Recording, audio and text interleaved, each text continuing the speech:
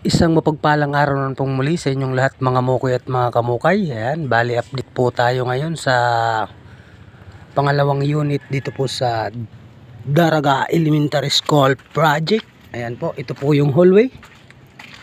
Ayan, bali 3 rooms din po ito.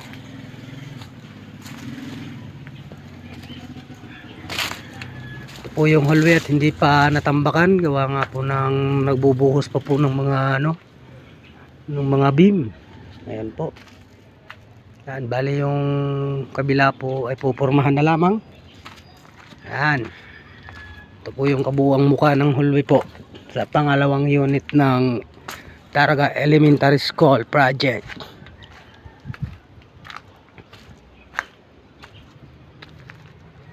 Ayan ho. Shout out po lahat shout out nga po pala sa lahat ng ating mga kamukoy dyan.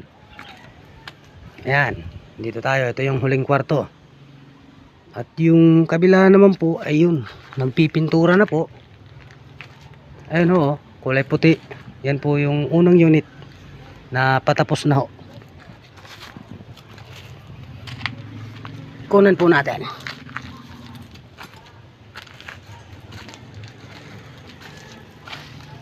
Ayan siya mga mukoy at mga kamukay.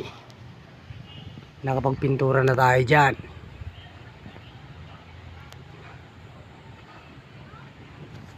Bali 3 rooms din po yan. At ito naman po yung pangalawang unit. Ayan, medyo nagpupurma na lamang po ng beam. Dahil yung kabilang unit po ay ginagawa na po yung steel truss. At siguro nitong buwan na ito ay tapos na yan mga mukoy at mga kamukay.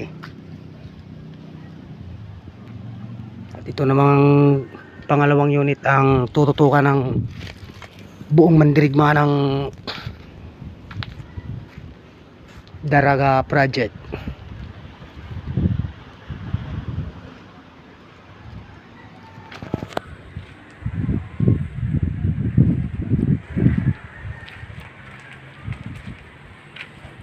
At yun, hanggang dito na lang muna po muli sa inyong hanggang dito na lang muna po muli mga mukoy at mga kamukay, at maraming salamat at bye bye.